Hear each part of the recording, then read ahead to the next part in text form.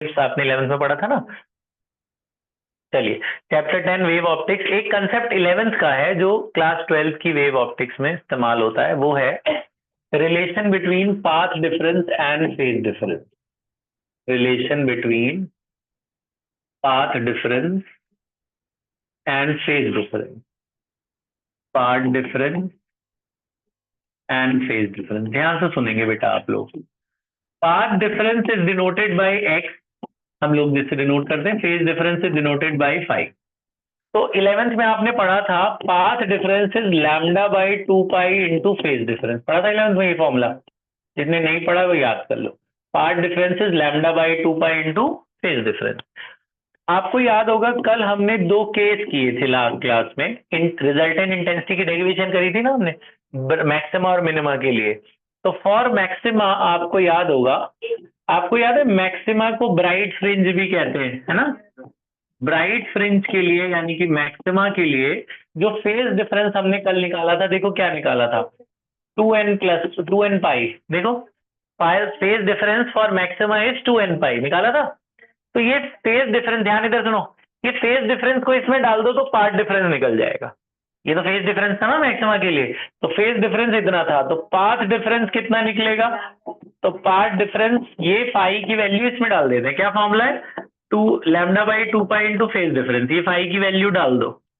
तो जब मैं फाई की वैल्यू 2n पाई रखूंगा तो 2 से 2 कट जाएगा, पाई से पाई कट जाएगा, क्या बचा n लैम्डा। याद रख लेना मैक्सिमा के लिए पार्ट डिफरेंस कितना होता है, n lambda. Now for minima, case 2 for minima, case 2 for minima, for minima आपने कल पढ़ा था phi for minima is this 2n-1 pi, 2n-1 pi. Now similarly part difference minima के लिए भी निकालो। कैसे निकालोगे, ये फाई इसमें डाल दो। क्या फॉर्मूला था, x=λ/2 पाई इंटू फाइव। ये फाई की वैल्यू इसमें डालो तो x की वैल्यू कितनी आई, λ/2 पाई इंटू फाई की वैल्यू कितनी है, 2n-1 पाई। तो पाई से पाई कट गया, तो पार्ट डिफरेंस कितना आया, λ/2 2n-1। This is path difference for minima and this is path difference for maxima. जहां आपने कल लिखा था उसके आगे ये लिख लेना। यहां तक बात समझ में आ गई।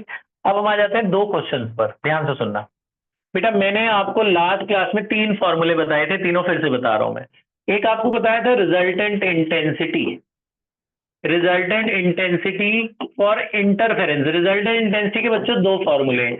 एक फॉर्मूला ये था I1+I2+2√I1I2cos∅। Resultant intensity for interference is this. Now for YDSC, और Young's double slit experiment, resultant intensity का अलग फॉर्मूला था, वो था 4I0cos²∅/2। ये पिछली क्लास का बता रहा हूं मैं आपको, आपने कर रखा था, इस पे हमें आज क्वेश्चंस करने हैं। सेकेंड फॉर्मूला मैंने आपको बताया था इंटेंसिटी का रेशियो बच्चों एम्पलीट्यूड के स्क्वायर के रेशियो के बराबर होता है। इंटेंसिटी का रेशियो एम्पलीट्यूड के स्क्वायर के रेशियो के बराबर होता है। थर्ड फॉर्मूला है maximum intensity upon minimum intensity का रेशियो A+B/A-B के स्क्वायर के बराबर होता है। इन सारे फॉर्मूले के ऊपर अब हमने क्वेश्चंस करने हैं जो बोर्ड के प्रीवियस ईयर है। ध्यान से सुनना, मैं आपको करा रहा हूं, क्वेश्चंस नोट नहीं करने, वैसे क्वेश्चन आपको मिलेंगे वो करना। क्वेश्चन नंबर 1 बिल्कुल basic question. Basic question number 1, in interference experiment if the intensity ratio is 4:9, intensity ratio मतलब I1/I2, what is the ratio of maximum intensity upon minimum intensity. ये क्वेश्चन है 2 नंबर का, simple सा question है। I1/I2 दे रखा, Imax/I1 निकालना है। क्या करेंगे, इंटेंसिटी का फॉर्मूला लगाएंगे। क्या फॉर्मूला है, A²/B²। तो इंटेंसिटी का फॉर्मूला क्या है, A²/B² इक्वल्स टू 4:9। स्क्वायर हटेगा, रूट लगेगा, तो 4/9 का रूट क्या हो गया, 2:3, है ना। स्क्वायर हट के रूट लगाया, 4 का रूट 2, 9 का रूट 3। तो A को मान लेना 2x, B को मान लेना 3x। रेशियो कैसे मानते हैं ना, 2x 3x, है ना। रेशियो आई एक्स एक्स कट के 2/3 आ गया। अब हमें क्या निकालना, आई मैक्स अपॉन आई मिन। तो हमें पता है जी आई मैक्स और आई मिन का फॉर्मूला भी पीछे लिखा है हमने, A+B/A-B का स्क्वायर। A की वैल्यू कितनी है 2x, B की वैल्यू 3x। यहाँ पे बस पुट करना है, सॉल्व करना है, आंसर आ जाएगा। 2 और 3 कितना हो गया, 5। 5x का अपॉन में नीचे कितना आया -x का स्क्वायर, ये कट गया, 5 का स्क्वायर 25, नीचे 1, तो आई मैक्स अपॉन आई मिन कितना आ गया 25:1। समझ गए? इसका उल्टा भी दे सकते हैं, बोलते आई मैक्स आई मिन दे दिया, बोला ये निकालो, सो भी निकाल लेना, ऐसी तरीके से होगा। आई मैक्स अपॉन आई मिन दे दिया आपको 25/1, बोला ये निकालो, निकाल लोगे सेम तरीके से। यही फॉर्मूला लगा देना, ए बाई बी का रेशियो आ जाएगा, ए बाई बी यहाँ डाल देना, I1 इधर ए बाई बी डाल दोगे, I1/2 आ जाएगा, है ना। अभी मैं दूंगा आपको करना, ये पहला समझ में आ गया, बिल्कुल सिंपल है। ठीक है, दूसरा वाला बताऊं, ये वाला बताऊं, ये समझ में आ गया।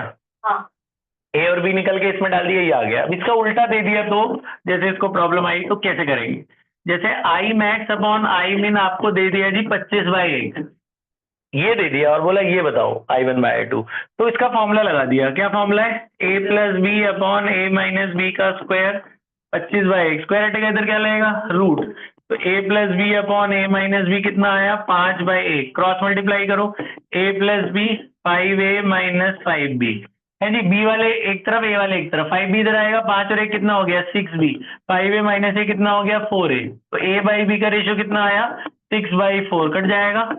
ए बाई बी का रेशियो कितनी आया 3/2, I1/I2 किसके बराबर होता है A square by B square, A by B आ चुका है ना 3/2, ए बाई बी हटाकर 3/2 डाल दो, 3 का स्क्वायर 9, 2 का स्क्वायर 4, वही आ गया ना।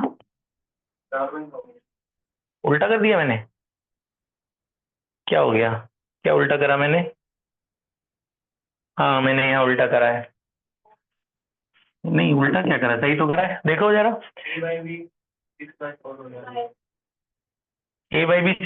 3:9, उल्टा कैसे आ गया आंसर, क्या हुआ, देखो देखो देखो देखो, ए प्लस बी या 5 अपॉन में 1, कहाँ गड़बड़ हुई, वैसे तो दिख नहीं रही कहीं गड़बड़, देखते हैं।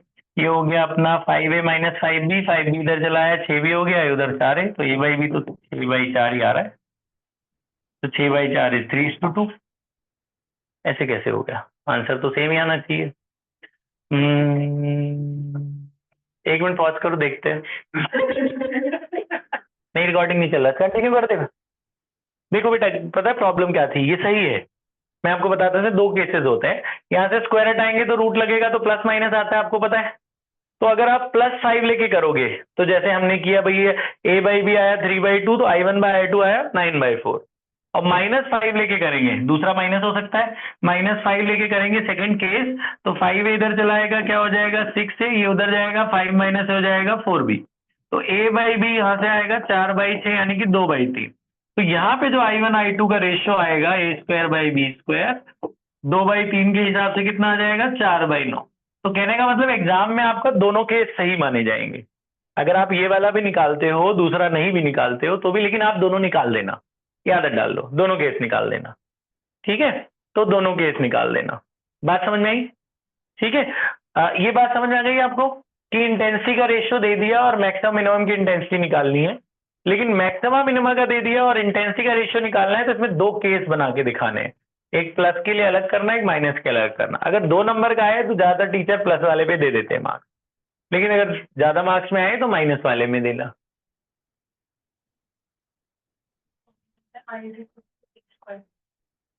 I is equal to A square कोई फॉर्मूला है, I is directly proportional to A square, जब हम प्रोपोर्शनैलिटी हटाते हैं तो K आ जाता है बेटा, नहीं गलत नहीं होगा, उसी से तो ये डिराइव हुआ है, तो आपको ये भूलना नहीं है, फॉर्मूला याद रखना है बेटा, ठीक है, फॉर्मूला यही लगेगा।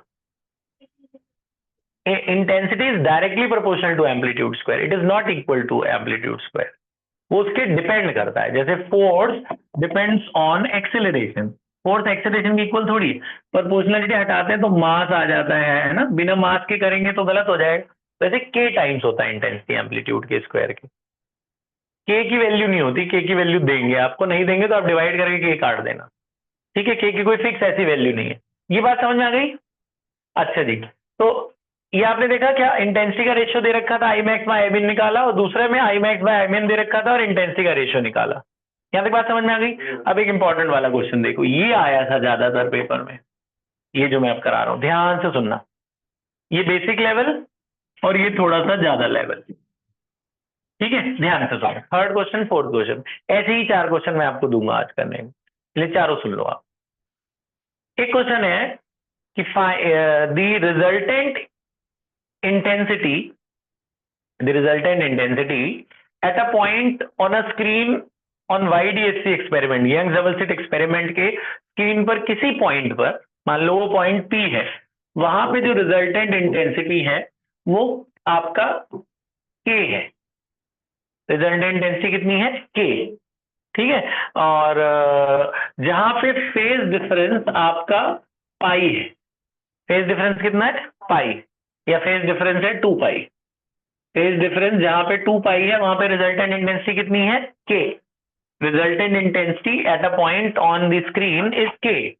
What is the resultant intensity at any other point, से Q पॉइंट पर रिजल्टेंट इंटेंसिटी निकालनी है जहां फेज डिफरेंस आपका पाई है, या फेज डिफरेंस आपका π/2 है। ठीक है, फिर से बता रहा हूं क्वेश्चन। किसी पॉइंट पर रिजल्टेंट इंटेंसिटी, मतलब जब सारी इंटेंसिटीज कंबाइन हुई तो वहां पर K है रिजल्टेंट इंटेंसिटी, जब फेज डिफरेंस 2 पाई है। अब फेज डिफरेंस बदल के 2 पाई से π/2 हो गया, अब रिजल्टेंट इंटेंसिटी बताओ। YDHC की बात हो रही है, तो आपने क्या करना है, कैसे करना है, ध्यान सुनना। रिजल्टेंट इंटेंसिटी का फॉर्मूला लगाना है YDHC के लिए। YDHC के लिए क्या फॉर्मूला था? 4I0 cos square 5/2। Resultant intensity का क्या फॉर्मूला है? 4I0, बेटे बोर्ड की तरफ ध्यान, बाद में देख लेना, इधर ध्यान। रिजल्टेंट इंटेंसिटी का क्या फॉर्मूला है? 4I0 cos square 5/2।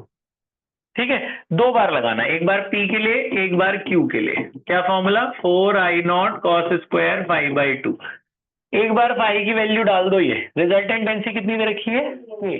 तो IP की वैल्यू K, I0 आपको पता है नहीं, पाई पता है, फेज डिफरेंस कितना है? 2 पाई। 2 पाई यहाँ पुट कर दोगे तो क्या हो जाएगा? पाई। तो cos पाई बच गया, ये cos पाई होता है बच्चों -1, तो यहाँ से आपको I0 मिल जाएगा। -1 का स्क्वायर क्या हो गया? 1। तो यहाँ से आपको I0 मिल गया in terms of K। I0 की वैल्यू कितनी आ गई? K/4। I0 मिल गया। अब हमें बोला कि रिजल्टेंट इंटेंसिटी Q पे निकालो, तो I0 तो मिल चुका है ना, K/4। I0 की वैल्यू डाल दो। I0 की वैल्यू कितनी? K/4। और फाई की वैल्यू कितनी डालनी है? π/2 डालोगे, एक 2 पहले से ही है, 2 2 4 हो जाएगा, लिख दू सीधा, तो π/4। ये 4 से 4 कट गया। cos 45, cos 45 क्या होता है? 1/√2 का स्क्वायर क्या हो जाएगा? तो रिजल्टेंट इंटेंसिटी Q पे कितनी निकल गई? K/2। तो P पे K थी, Q पे कितनी निकल गई? K/2। ये बात समझ में आई? अब इसका थोड़ा सा लेवल अप करते हैं, ये वाला इंपॉर्टेंट।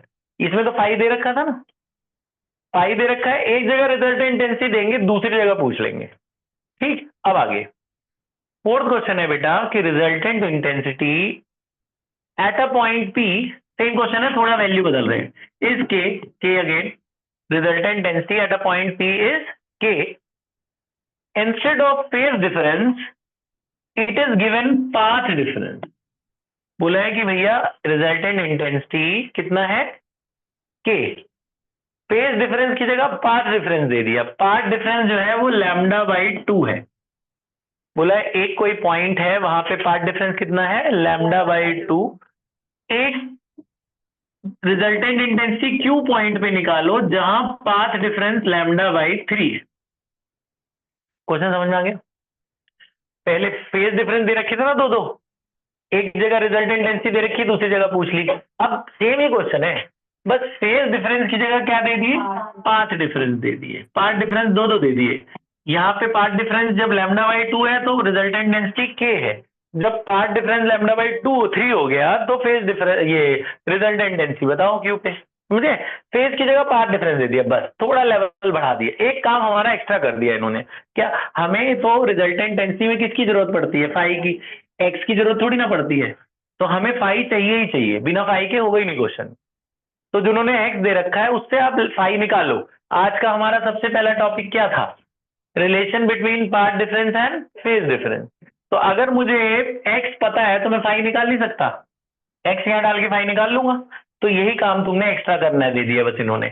आप क्या फॉर्मूला लगाना? पार्ट डिफरेंस का फॉर्मूला लगाना। पार्ट डिफरेंस का क्या रिलेशन है?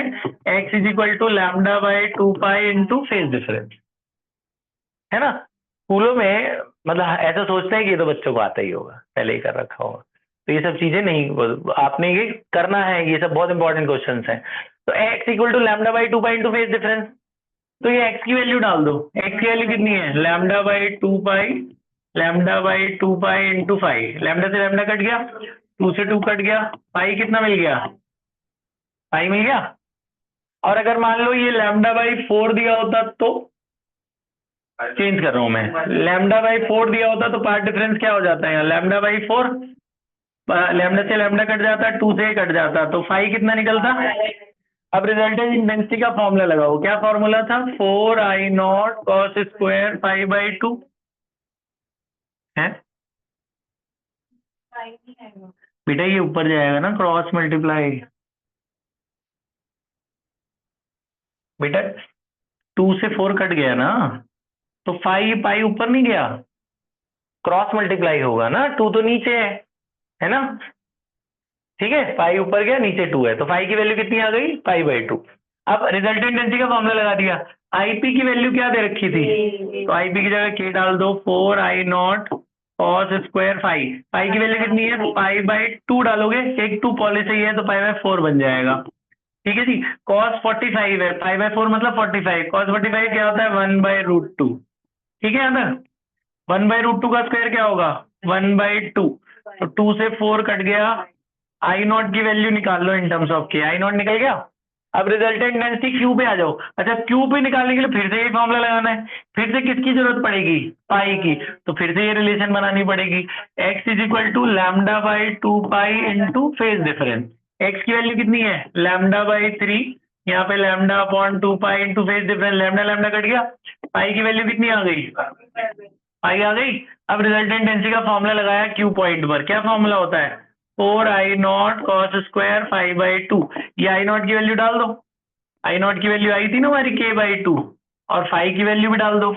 ये 2π/3 का मतलब क्या होता है 120 डिग्री, 2π/3 का क्या मतलब है 120, है ना, 120 यहाँ डालोगे, 120 अपॉन 2 करोगे तो कितना हो जाएगा 60, यहाँ 120 डालोगे ना, 120 कितना हो गया 60, तो ये 2 से 4 कट गया, cos 60 क्या होता है हाफ, है ना, तो हाफ का स्क्वायर क्या होगा 1/4, 2 से ये कट गया, तो रिजल्टेंट डेंसिटी कितनी आ गई k/2 क्यू पार्ट, आया समझ में। तो सेम ही तो क्वेश्चन है, बस एक लाइन बढ़ा दी ना उन्होंने, यहाँ फाई दे रखा था वहां फाई निकालना पड़ा, आया समझ में। तो उस टाइम पे ध्यान रखना होगा कि पेपर में कि भैया हमने ऐसे करा था, क्यों करे कराए क्वेश्चन छोड़ आते बच्चे, ये बात समझ में आ गई, ठीक है चलो। हाँ path difference age difference mention होगा, ठीक है, तो अभी आप क्या करो ये लिख लो, फिर वैसे वाले वो 4 न्यूमेरिकल आपको देते हैं, पॉज कर दे।